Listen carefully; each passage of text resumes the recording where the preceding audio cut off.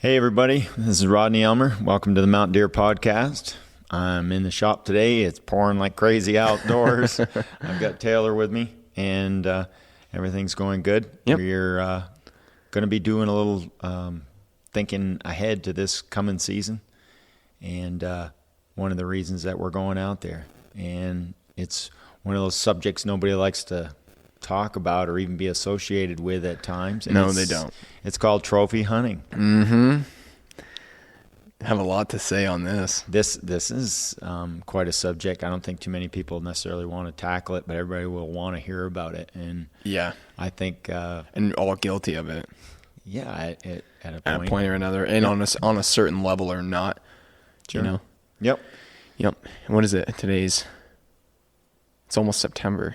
So we're approaching prep. Like right now, Everyone's getting ready, getting geared up. You've seen a lot of stuff going up online, and everyone's kind of getting the deer season itch. The leaves are starting.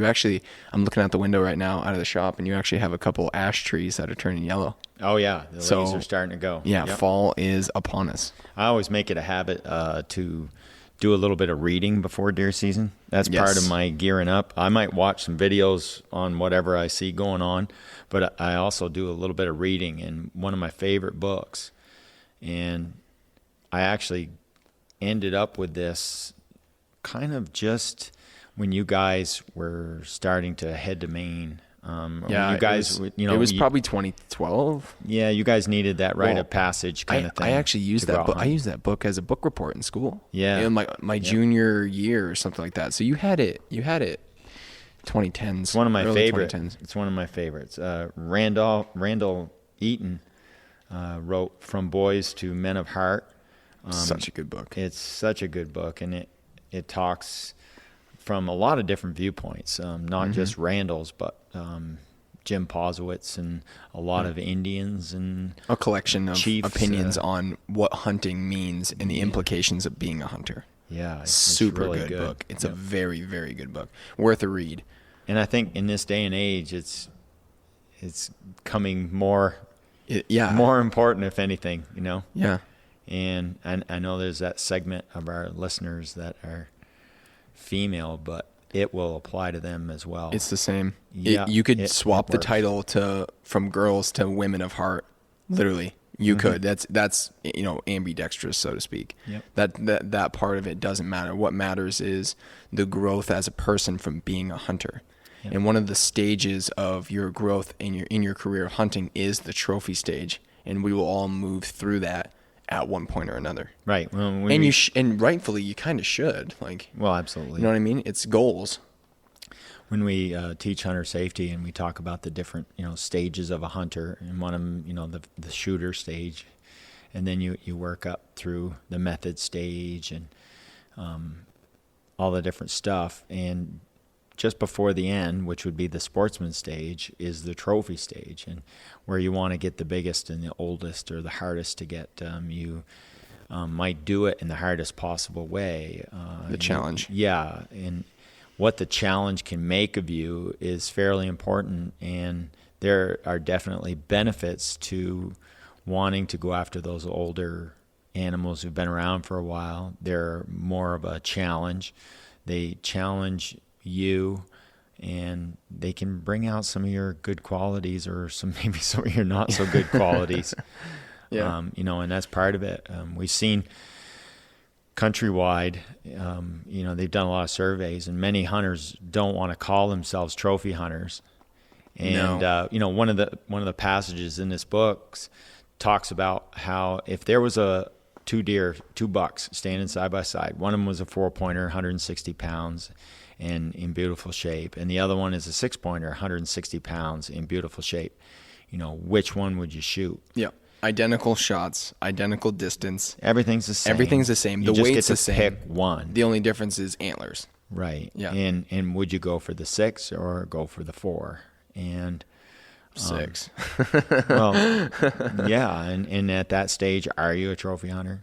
Yes. Well, yeah. Right. Yeah. You went for, because all other requirements were guaranteed. And Yes. the only determining factor about whether one of the problems with this is the piece of the experience that you define as the trophy. Because if the value, if the antlers are the trophy part of it, if they're the value, then, well, not necessarily just like solely the value, but if you're a meat hunter and you want the biggest possible buck because, the biggest amount of, protein, technically that you're trophy hunting still, right? It's still, you still preferring the bigger to the smaller because of because of the opinion of the larger holding value to you. Right. And it's not like you were going to, the only time where you're not a trophy hunter is if you pick the first opportunity regardless. Yeah. That's I think it. part of what, at least the term trophy hunter and what you think about it, gets reflected upon is that you have to look at your hunting career as it's progressed. Yes. And the spike horn, when you were young and you never had one, Opportunity is way beyond trophy. If anything, it's a deer. It signifies It's something. Yeah, some entry into and like it's a barrier, and you get by that barrier, Yes. And there's that competitive, like alive in the world, giving it some, Yeah. That just rips right into it, and you want. There's that outside external wanting to hold and have something that's a little more coveted. And also too, like to be able to preserve the memory and hold something to represent like the sacrifice you put into it. The effort. Yeah. The amount of work and discipline and what it costs to get you to that point. Somewhere that, and I know everybody's got an opinion to it and everybody's different about it, but that when a person's training for the Olympics and he wants to hold that gold medal around, he's a trophy runner. He's a hunter. Yeah, he's hunting those things. Hunting is a search.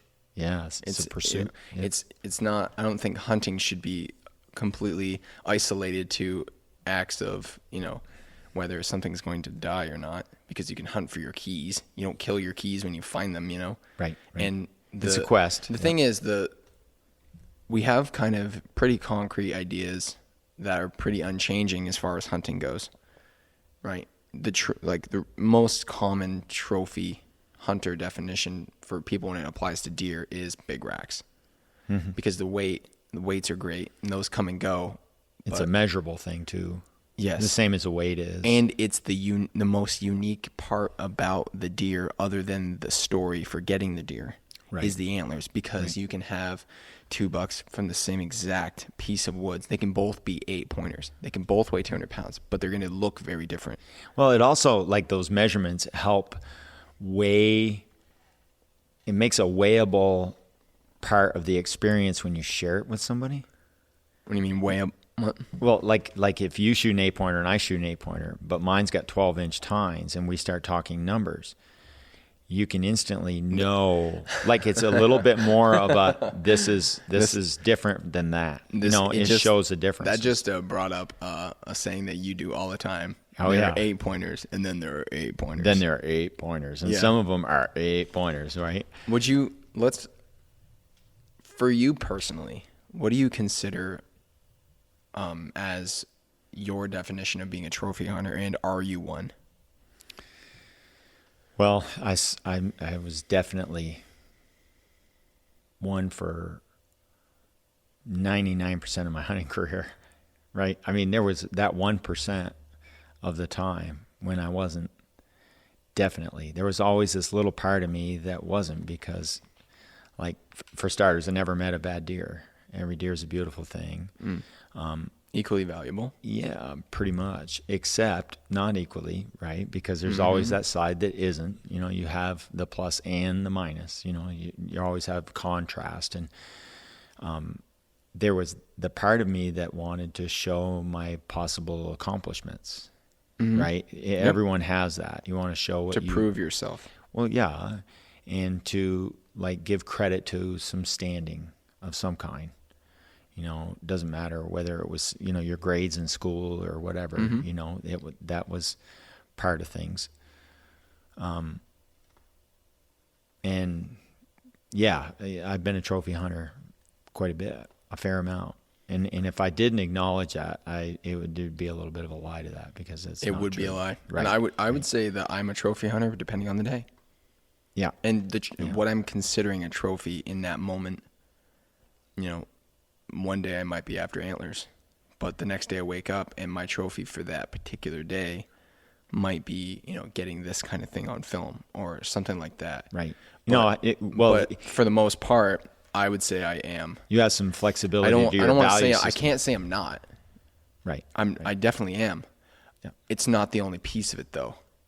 I'm a trophy hunter. If I can pick, I'll pick the trophy. If I don't, I will get it and be happy with it because of where we hunt every deer. I think the amount of deer definitely changes the classification of what people will consider a trophy. Like in the state of Vermont, you shoot a deer, you shot a trophy. Yeah. Because the human being's always seeking this like rareness. Yes. Yeah. We are. That's exactly, we're that's seeking exactly a what it rareness. is. If a bear has a big white patch, A chevron, right? Yeah. He's rare, and now he's special, right? Seeking uniqueness. Yep. Yes. There's part of that, and I think everybody does that a little tiny bit, and For sure. that's part of everybody. And some of the trophy hunter bad name isn't real deserving. Some of it is.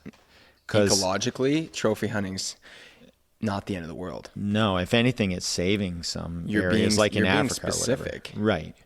By the same token, though, if it's only to just shoot it and possess, and to just have a material thing in your hand or on the wall or at least under your belt in some way, there are parts of it, especially when it's kind of an in-your-face kind of thing, or if it comes across as wasteful, that's not cool. Well, people won't appreciate it.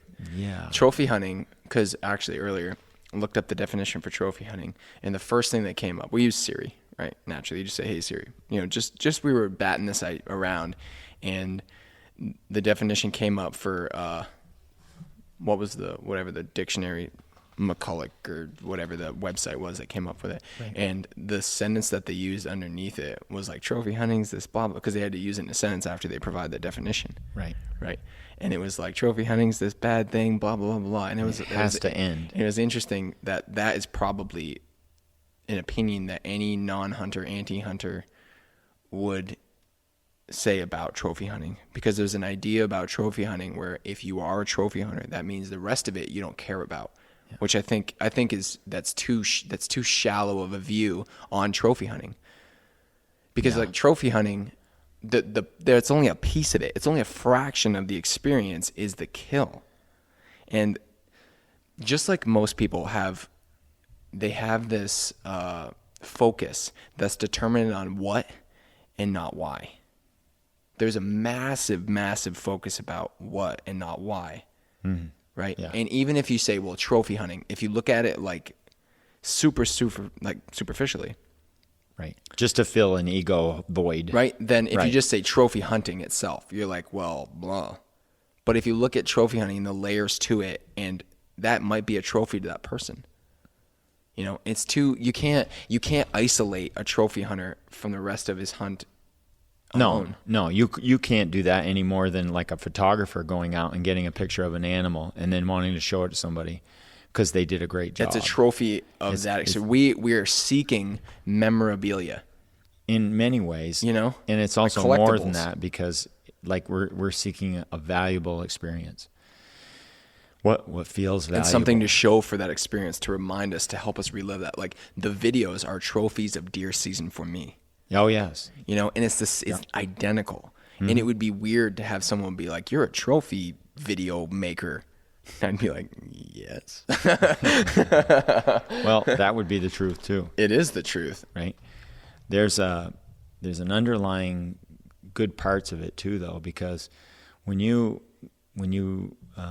express the discipline and take the time to learn, and you put it all to practice, and you pick the difficult path, and you get done climbing the mountain by the most difficult path, mm-hmm. and you're able to do that, and even though you may not have completely mastered it, you've nearly mastered what it was that you set out to do. Yes, you accomplish set your out goals. to learn, and you made some accomplishments, and you put another feather in the cap, so to speak, which is just another trophy. Yes. You know, whether it's a picture, a feather, a horn on the wall, or even meat in the frying pan, if you're really hungry, that's a trophy.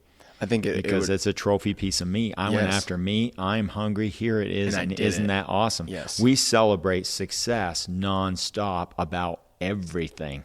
I don't care if you're a Democratic politician, you would celebrate what you set out to do. Yeah. Does that make him a trophy politician?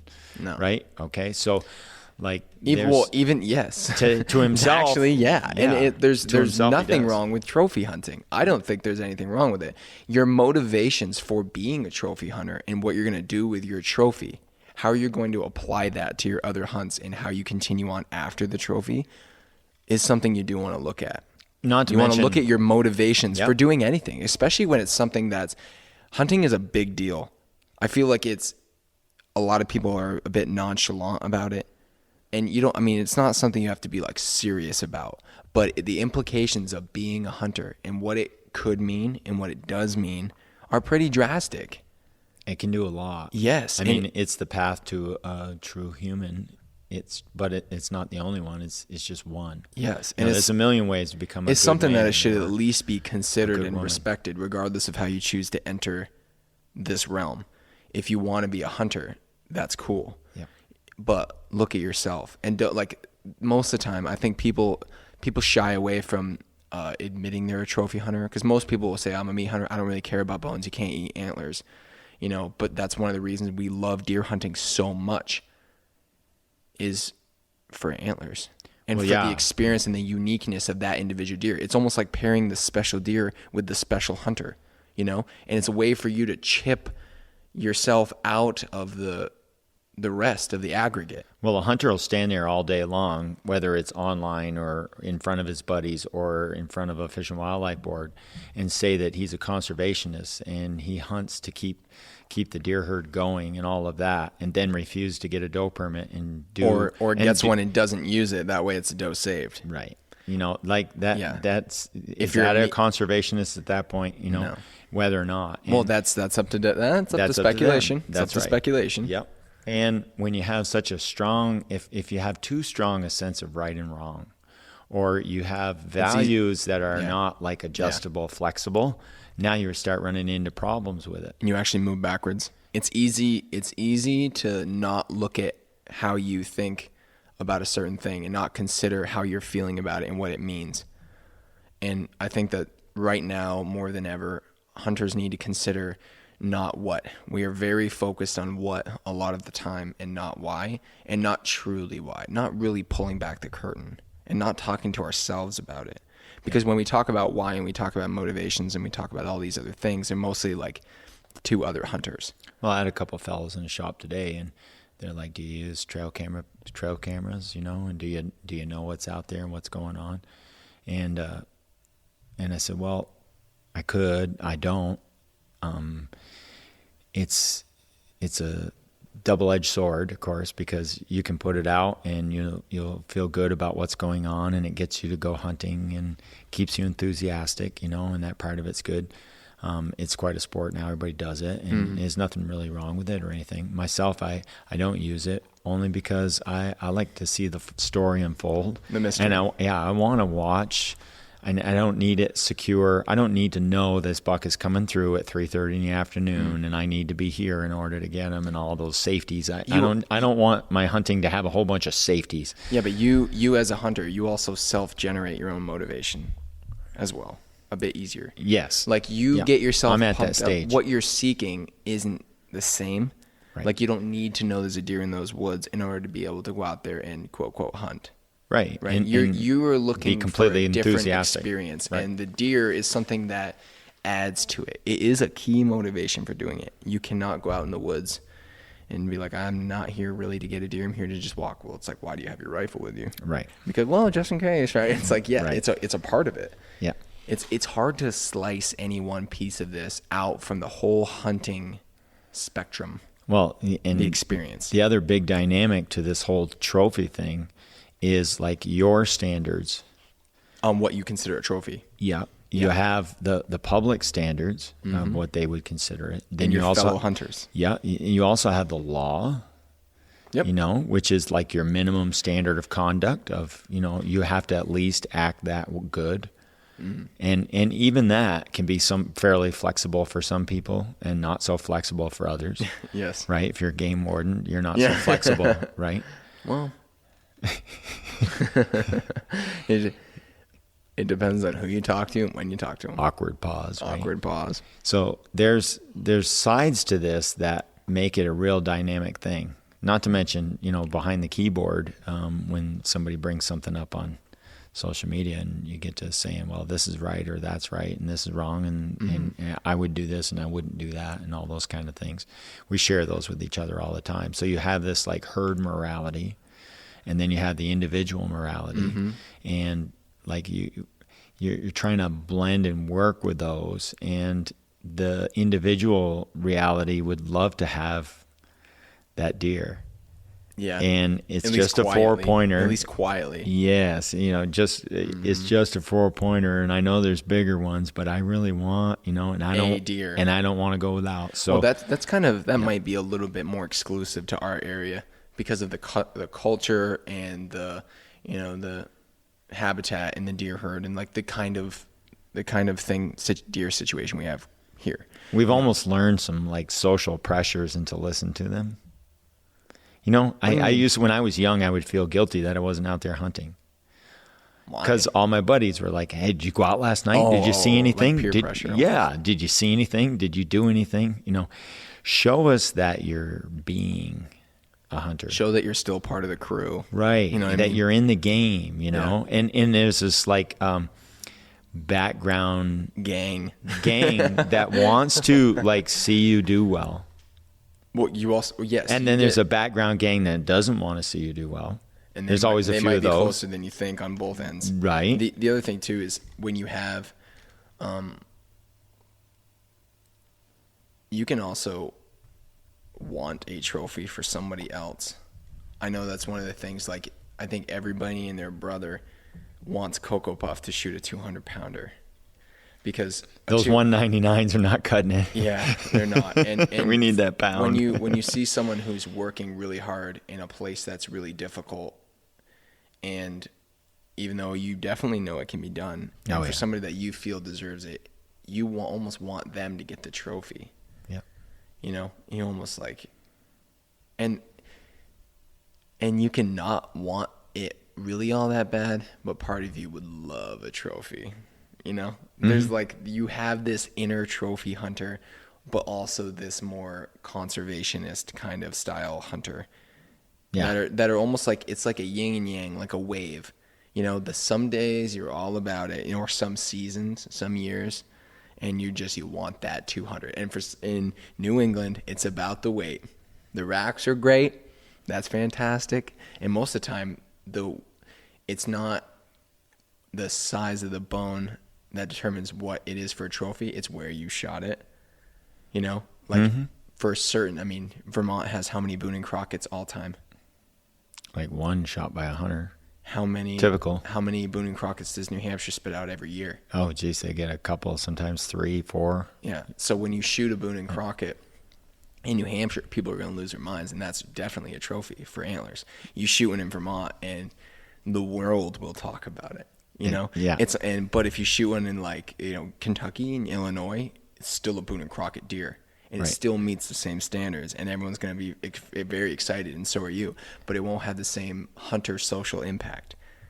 You know, like not locally. At least. There's so many levels to trophy hunting, and I think it's okay. I don't see anything wrong with it if that's your motivation and that's what gets you out there, and if it's something you want to do, and you're acting inside the law that we've all agreed is how you should conduct yourself. If you're doing that, what does it matter? Yeah, it doesn't. I don't think it matters. And I think there's a negative stigma on trophy hunting. And it's like, I'm not going to lie, I'm a trophy hunter. But some days I could really care less, you know? But don't get me wrong. If it's coming down to the wire and a spike horn pops out, it's 50. It's flipping the coin whether I decide that day if he's coming home with me or not. Right. You know, we had that same situation last year. Yep. and Yep. we just let that deer go. Nice buck. I think almost anyone would have been happy with it. Nice heavy weight in the whole 9. Yep. But it was just like, you just decided that didn't matter to you in that moment.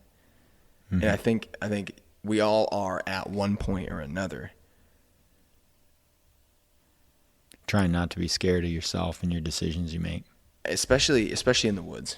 Oh yeah. This is you and nature, and it doesn't get more like, and it's hard not to have your social pressures and what you want to really chase you back into the woods. No. They have a tendency to do that, especially early season. If you were all Your alone on planet expectations. Earth, I don't think you'd go crazy trophy hunting. Probably not. No, because like I wouldn't have anyone to mount my deer. Well, not only true. Not only that, but now you answer to no one but you, And there's no one to compare to. right? And now it's just I man. do think we do that. We are social creatures, and we do compare deer. We do compare each other, and People look. It depends on why. And I don't think, as long as your motivations are good for you, I don't care. I think trophy hunting's fine. Just like if you want to be a meat hunter, that's cool. It's weird to not admit it though. You know what I mean? It feels weird to be like, I'm not a trophy hunter, and you only mounted the biggest buck you ever got. That does seem a little weird. There's part of especially It's the like, non-hunting public that would look at that and say, well, if you're out for the meat and you're out for survival and you're just out just kind of doing your thing, then it's okay. If you're out there for your ego or anything else, then it's not okay. Yet, like by any other standards, if you were a politician and you not necessarily any other standards, any other topic or target. Well, that's what I As mean. a trophy, no one cares. But it's Yeah. because it's, at the cost of a creature's life is typically how it is. yeah. That's the part that trophy hunting gets a bad rap from. You're out there for your ego, and that animal has to suffer because of some idea that you have in your head. But it's like, how many chickens? You know what I mean? It's the same old meat conversation thing that we've had 1,000 times. Right. And it's difficult. I don't know. It's difficult to be okay with somebody to do something that you're not okay with. I think is probably what all that boils down to. Mm-hmm. It's hard for people to see something that they really don't agree with, and having somebody doing it and be perfectly fine with it and not want to say something or not think something about it and not gain perspective. It's perspective is all it is. Yep. And Totally. hunters are going to need some moral high ground if hunting is to continue.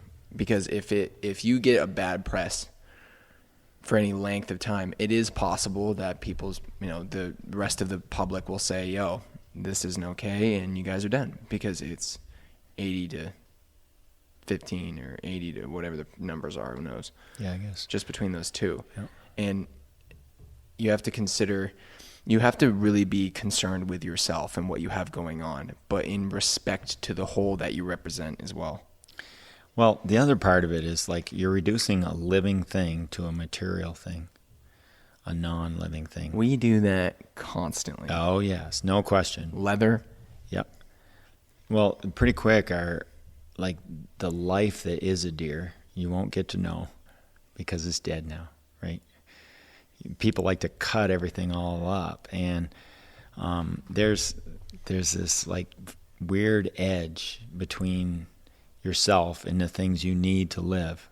Absolutely. And so many of them are live living things, and when I pull that carrot up out of the bed, that raised bed, and I pull that carrot up and I say, I'm going to eat this carrot today, and the carrot is all done living. It's the same. It's a cycle. the same exact thing. It's just a cycle where nature will use one life form to recycle and add to another to push that life form farther. Yep. Right? And I think that, say this, you get to go and bow hunt Canada, and you get a caribou, right? Mm-hmm. Has this ever happened to you? Yes. And it's a big, beautiful, whole experience that's incredible. Yep. And one of the ways to capture that experience and the changes in yourself that occurred because of that was to take that, caribou that was borderline Boone and Crockett, right? Yep. And to hang him on the wall. Yes. And now when you look at that, what that represents for you and what that does to you is the important part. Mm-hmm. I think it's fine to take a trophy and use that trophy to reinvest into you as a person and especially as a hunter, because the kind of experience, a lot of it you can't get on film or you can't get pictures of it because it's difficult. You're by yourself in the heat of the moment. That's just how it is. And, the meat won't last forever, but you're seeking permanence. And you want something that you can like refuel up on all the time. And the seeing the deer on the wall instantly brings back you can just merely look at that and it's a reminder and you say, wow, wasn't that great? And all these it floods back to you. To hang a deer on the wall is to display a trophy, and what that trophy is and what it represents might not be what you think it is. It might be different for that individual, but it is a trophy. You're trying to take that experience and put it into a form so you can use it over again. Same thing with video, right?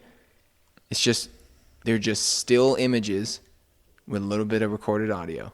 And that is a way to put yourself back and relive that experience. That's a trophy of that day. It's sort of like you look at it as a benefit to you.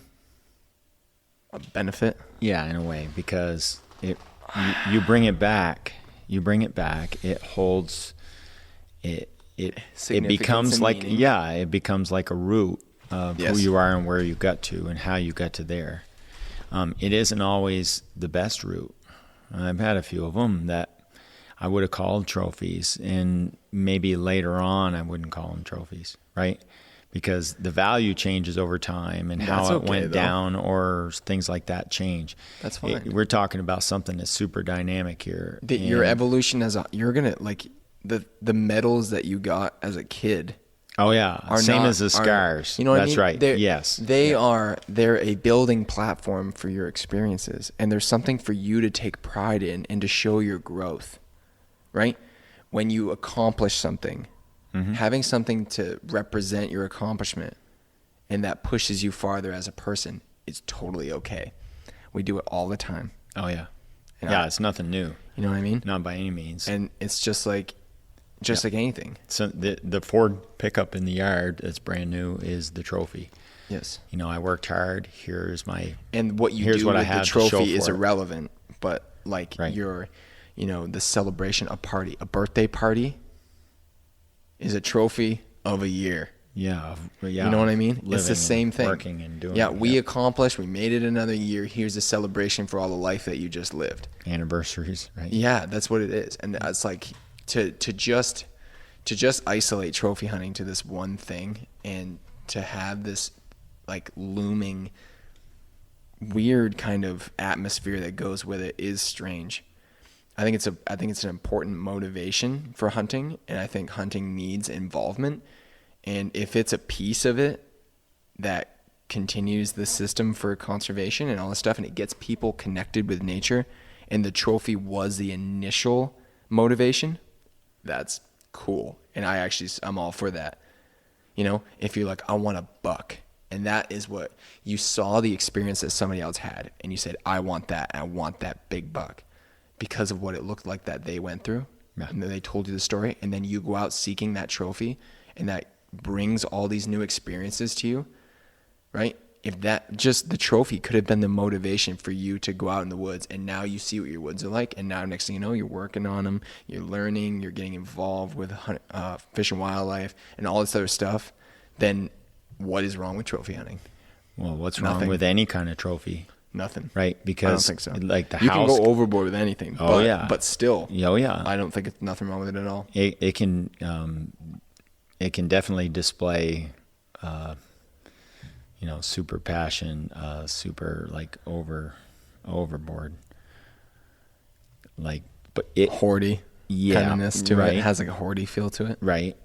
But every single person everywhere has had a trophy of some kind sometime. Mm-hmm. You take a selfie that you really liked, it's a trophy of you. You have a brand new truck, or you have $1 million home, or you have the trophy wife, or you have the trophy kids, right? Who have got the trophies playing tennis, and you know, like it doesn't matter. Every single person has wanted that A+ on the report card or whatever it was, and every one of those things is like a reward for your effort. Yeah, this goal that was out there, and we achieved it, and now we have a little something to show for it, so that it doesn't all seem like a wash, like we're accomplishing. And the accomplishment, like it's like a ladder, and it's a rung on a ladder, every one of your accomplishments, and some of them have, you know, aren't the greatest. They end up being step ladders. Yeah, or they're broken steps, and you fall back because what you thought you wanted and needed turned out wasn't true, and now you're back on the rung where you started from because it just didn't work out. And now you've got to take that extra step to get over it and get back on the ladder and keep climbing, you know, even though there's really nowhere to go. We've actually, in a lot of, you know, because we get a lot of talk and we get a lot of comments and stuff, and a few of the ones that we've gotten are, you know, because we are always doing our best to teach people how to go after big bucks, right? And, you know, typically when it comes to being a trophy hunter versus a conservationist, in the simplest terms,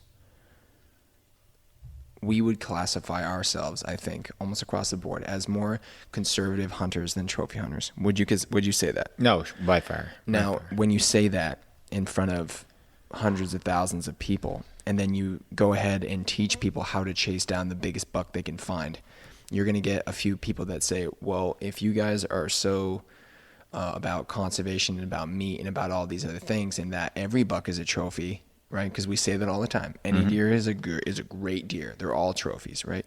And somebody else say, well, and that's not a safety net saying. That's not a safety net saying. No, it's not. They're all good. It's not something. It's not something you say to hide your trophy hunter tendencies with a mask of conservationism. That's definitely not the deal. The deal is that when this is.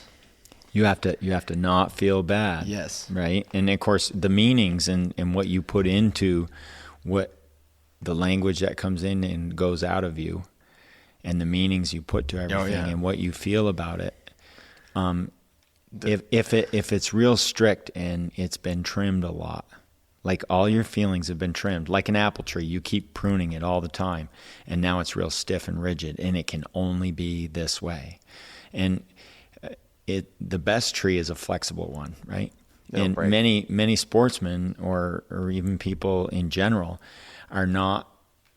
They're really pruned. They're heavily pruned, and they're not able. Yes, they're not able to bend a little bit and to blur some of the easier lines between good and bad, and what might be right or wrong in their eyes.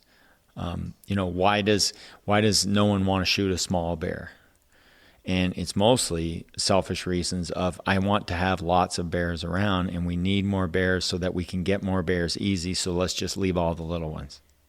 Then we'll keep them coming, and it'll just be good for us. Regardless of whether the bear population needs to come down and you need to take one, and the one you see is not very big, and you say, well, I can't stand next to that. And now it's not about the conservation. Yes. And it's not about, it's more about you. So if you're all about conservation, and you're all about, at the same time, teaching people and talking about how to get the biggest and best, it's like, why is that? Well, the answer is, when you go for something that's difficult, it makes more of you as a hunter and as a person. And you're going to gain more. Because, you know, like your smaller bears and your smaller deer typically are more inexperienced. They're easier to get. Right? They're young. Oh, yeah. They're easier to get. Yep. So if you go out in the woods and you're like, today we're going to shoot a spike horn, right? It's going to be easier to do that than like, today we're shooting a 250-pound, 8-year-old Hogosaurus, right? Right. He's more on it. He's been around the block. He pays attention. He's probably run into all your tricks before, right? And it will make more of you as a hunter, right? The killing is not the important part. That's not what it is. Your goal and your growth as a hunter is to be better at your craft. It's to gain experience and to gain and to grow more. And if you do things that are easy, you're never going to grow that much. Well, that and there's know part what of I the mean? human spirit that likes the adventure And the challenge. the challenge, The challenge is worth it alone. the unknown, right? That adds to the challenge when Yes. things are unknown. And that's why the trail camera, I don't want the trail camera. I don't want to know what the deer looks like because I want to learn as I go, and I want to imagine, and I'm going to end up with a deer I'm supposed to shoot anyway. So like regardless, no matter what, I'm going to end up with a deer that I'm supposed to shoot. Nobody else can shoot my deer because it's my deer and it's out there waiting for me. Yep. You know, and that will work every single time because the one I shoot is mine. And no one else can shoot mine because I'm the only one that will shoot my deer. Because right? if they shoot that deer, it was theirs. That's right. I'm taking it completely on face value. Yeah. You know, and now that part of me is safe. I don't have to worry about somebody else getting my deer because only I shoot my deer. Yeah. No one else can ever shoot my deer. When there's nice. one big buck and everybody well, knows you about can. it. I let you shoot my when deer. you get a lot of trophy hunters together, it creates this one buck, right? The big one around. Everybody loses their mind. And when you shoot that deer, oh, they don't like that. Oh, we talked about this in an earlier podcast, the hunting gear that we don't really use. We actually covered trail cameras, and we talked a little bit about some of the social impacts that trail cameras can have. Right. It creates a possessiveness too. Like if you have a deer that's going through your backyard all the time and he's a giant and it's like June, right? You're spending the whole summer thinking, oh, my deer's back, right? It's easy to do that. He's on your land, walking by your cameras, eating your apples, and next thing you know, he's also yours and doesn't even have a tag in him yet. It can create that sometimes. And he's on your neighbor's wall. It's easy to want to possess something, and then when it ends up on your neighbor's wall, now it's this, right?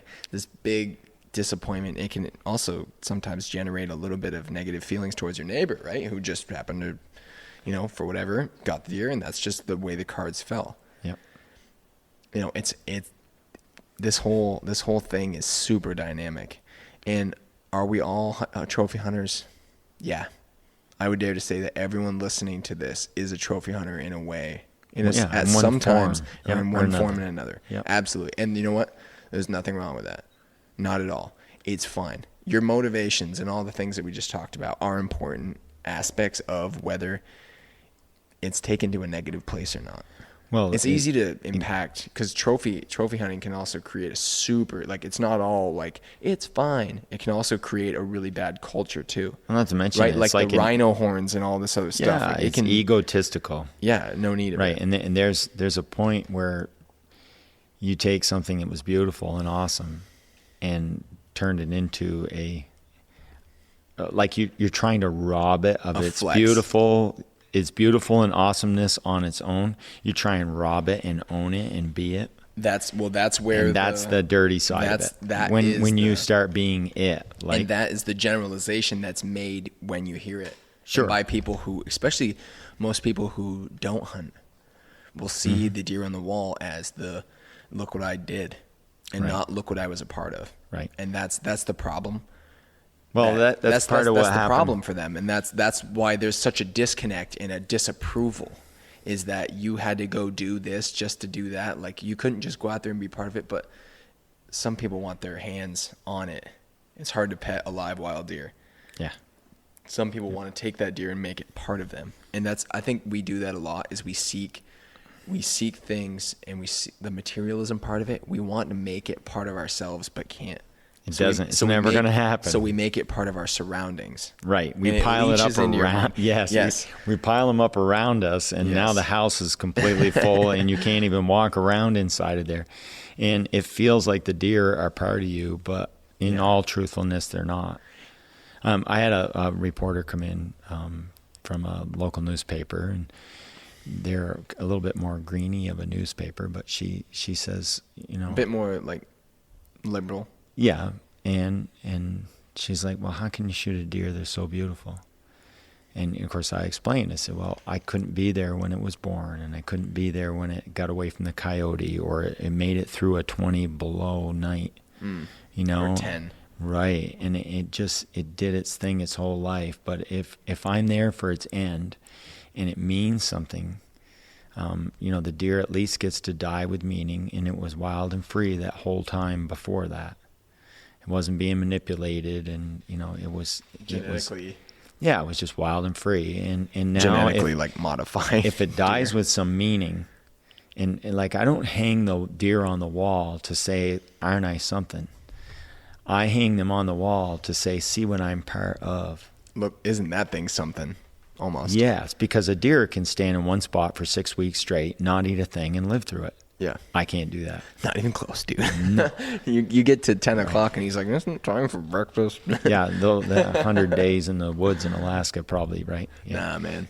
So like you're not going to, I hang them on the wall to say, look what I'm part of. I'm part of these beautiful animals' lives. Well, that's the motivation and meaning for the trophy for you. That's right. And when I look at them and I get to be part of something that's so much bigger and so much more awesome than me. And if I'm at least a working part of it, where I'm giving back to it as much as I can. It's where it's a symbiotic relationship where you're giving a little more than what you're taking. I'm trying, and in the end, like man has to. Even children now are taught about the non-living world like all day long. Their furniture, the carpet, the cars, the blacktop, those are non-living things, and their life is full of non-life. Especially if you're like in a city and you're pretty disconnected from your ability to access woods and fields and streams. Or animals, right? Living animals. Snow. Yes. Just snow alone. Jesus. Dead animals as far as that goes. Yeah. Right? And things dying. You're even away from things dying. And things do die. Everything's going to die, right? The appreciation for life comes from the ultimate realization of mortality. No, absolutely. Without and I think that's one of the pieces that the most impactful part of your first hunt, your first kill, is that the implications of what you're doing and the seriousness of it. And there's the same reason why you have that like happy, sad, it's kind of happy and sad thing. And it's that same, like, you're so conflicted, and it's a feeling that's unreal. I can't even imagine what some people have gone through, but just the hunting part of it feels different because it's like it wasn't your enemy. It wasn't hurting anybody. Right. But it will do more. If used wisely, nature and, whether it's a tree, cutting a tree down, or taking a deer or a bear out of the woods, it will impact nature more than if you left it. For certain people. Yep. And like that was one of the beautiful things that Casey had said during the solo buck. When he was up there, he tracked down that buck and shot it. And he's sitting on top of it, and or not on top of it, but he's sitting right up on the mountain there, and he's realizing and just expressing how he's feeling and what he had done. And that deer was a trophy. That whole experience was a trophy. And so is he. Well, sure.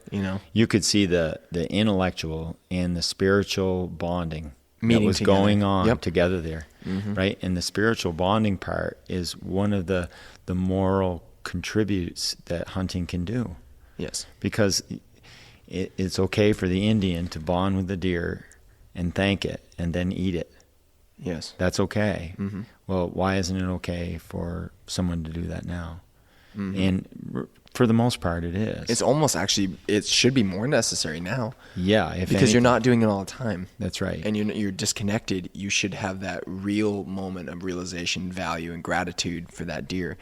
And your definition of trophy should evolve as much as your connection with nature, like you're saying, and that experience should evolve, and so should your definition of what a trophy is. I think man went into this like intellectual zone in the last 50, 60, 70 years. Technology driven kind of. Driven, just focus. Let's use science to make our lives easy, comfortable, and abundant, productive, right?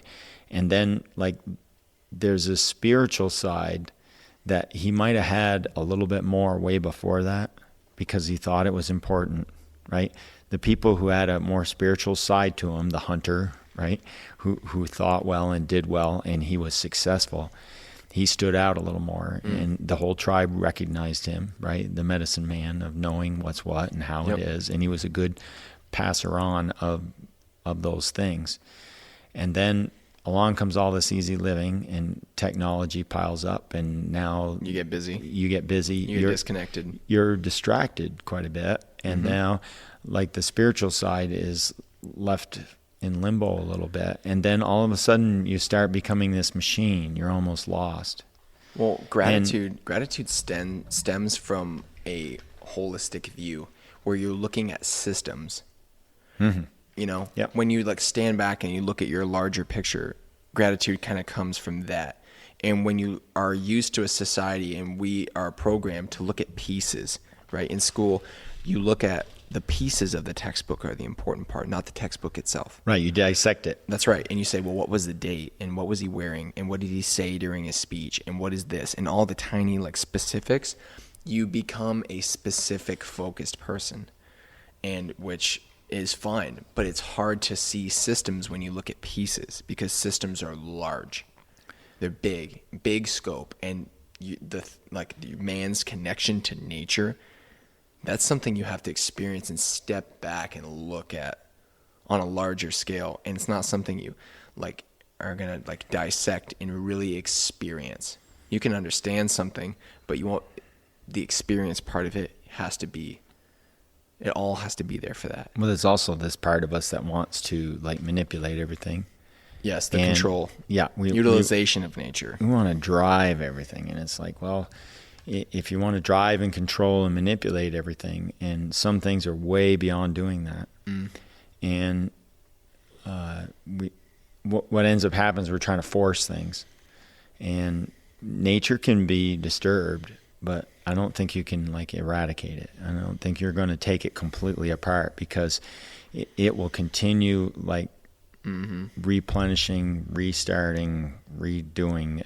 It's real unfolding thing all the time, and it's a lot like a fractal. It just keeps going and going and going in both directions. So there's this like space that we think we need to. It's the manipulation part of it, and not doing our best under the conditions we have, and then hoping to force something in. All of a sudden there's this like little bit of a mess created, because you're leaving like nature is spontaneous, and it unfolds, and the new grows out of the old, and on top of and out of the old. And as soon as we start being real mechanistic in our behaviors and less symbiotic in our behaviors, and we're not harmonious with ourselves, and we're definitely not real harmonious with each other. You see plenty of that lately, right? And then you also have to be harmonious with nature. Then if we can't be harmonious with those three things, ourselves, other people, and nature, we're done as a species, because nature has no use for us at that point. So the other thing too is like when you have a culture that's, like you said, is a bit disconnected from nature, you're going to take more trophies. Right? Oh yeah. You take trophies of things that are not usual. Yes. The rare. You know what I mean? Like you don't hang your grocery store receipt up on the wall in a frame unless you spent like a lot. You know what I mean? Like, yeah. It's something that happens so often that you don't need a trophy for it.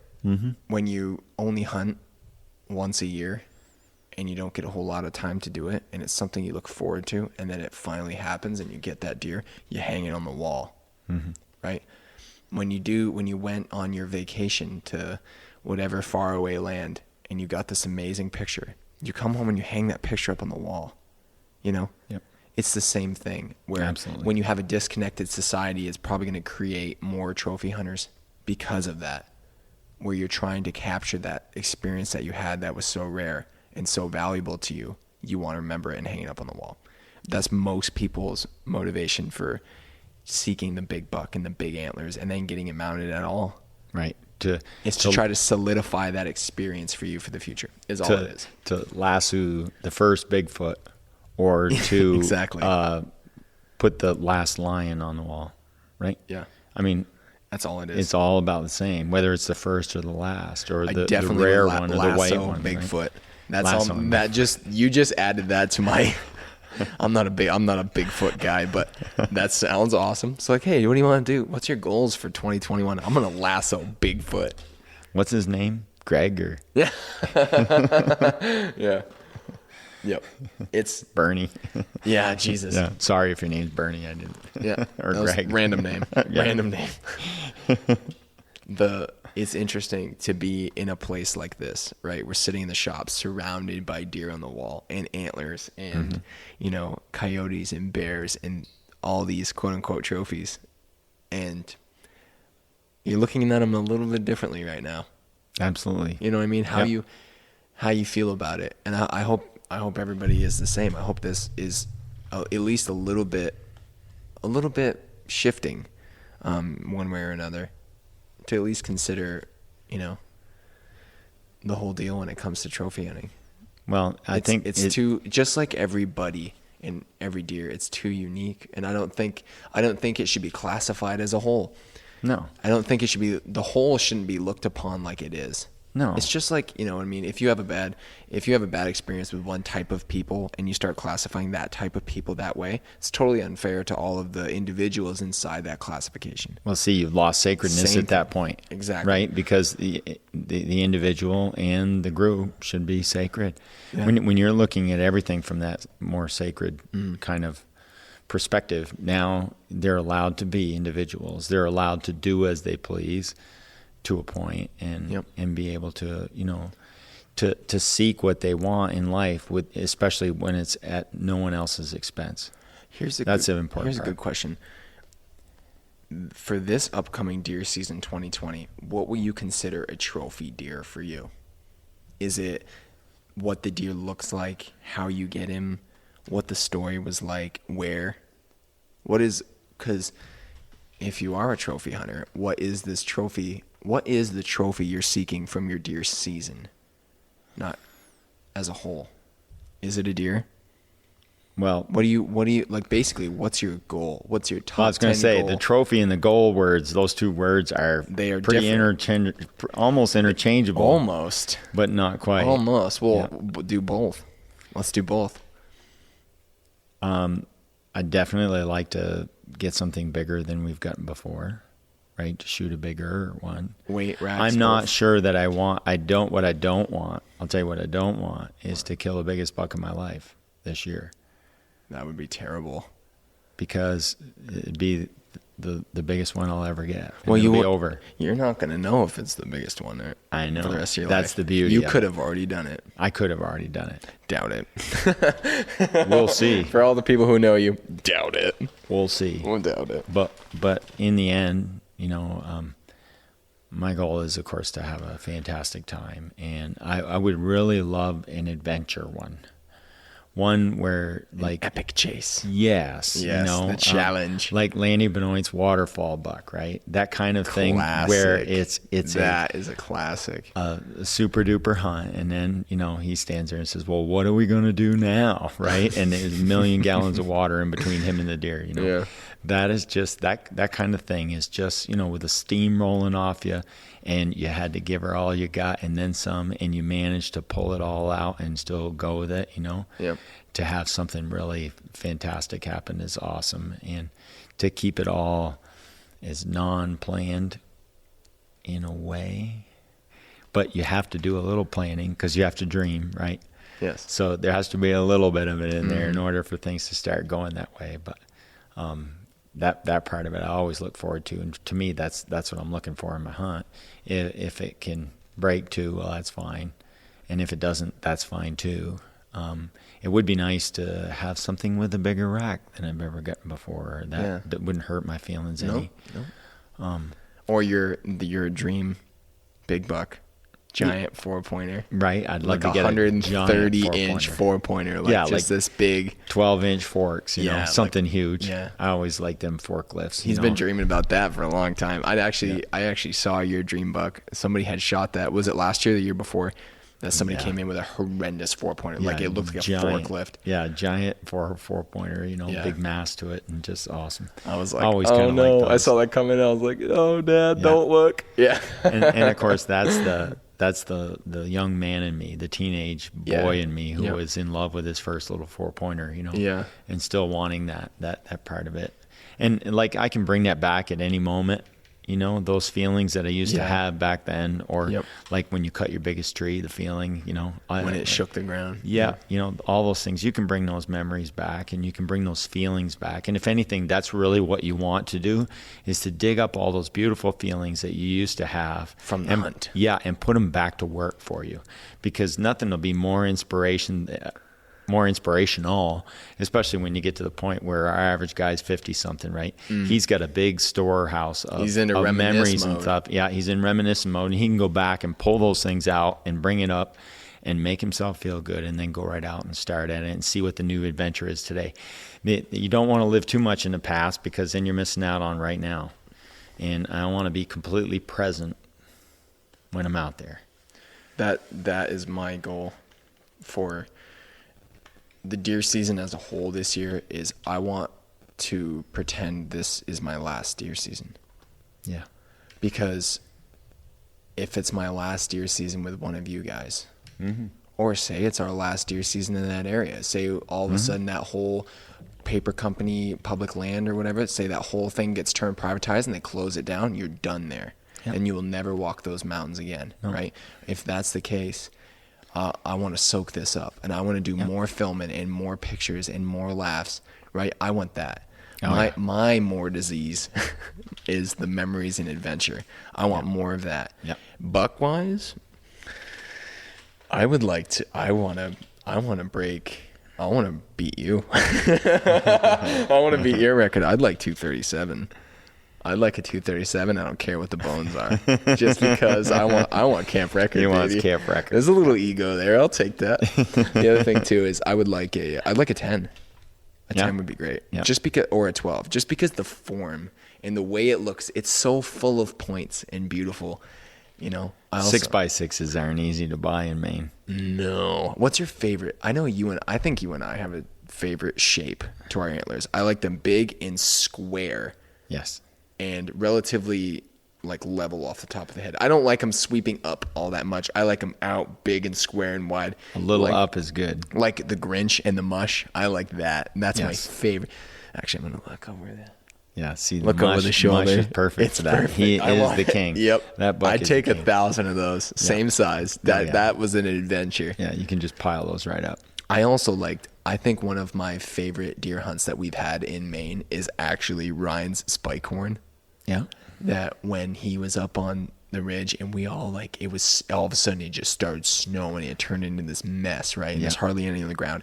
And he had just tracked that spike horn up, and I met with him, and he sees that thing going, he shoots it, dives into the brush. His eyes are all dilated. And he's so wound. That's one of my favorite videos is Ryan Spikehorn. Actually, I'll throw that one down below, because his excitement and our excitement about, because he had worked really hard and hadn't gone a deer, and that was a trophy.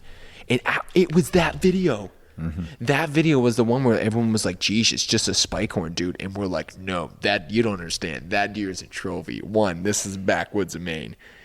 Not a lot of deer. And this was a trophy for him. And we were so excited for him. Yeah. That video, we'll put that down in the description below. That is a fantastic. We had so much fun that day. That was incredible. Yeah. We were just so happy when somebody gets one, especially when somebody gets a big one. There's this energy that comes with a big deer. And I don't care if it's called trophy hunting, because that experience, like Casey's deer, grunt buck, you shooting, Tyrod, that energy that's created when a big deer hits the ground is just like this.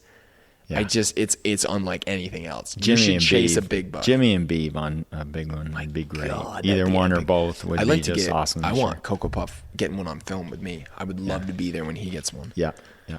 Oh my God! Can you imagine? You better be fast. I am. Because he is. I'm ready. He sees a giant buck. He ain't waiting for anything.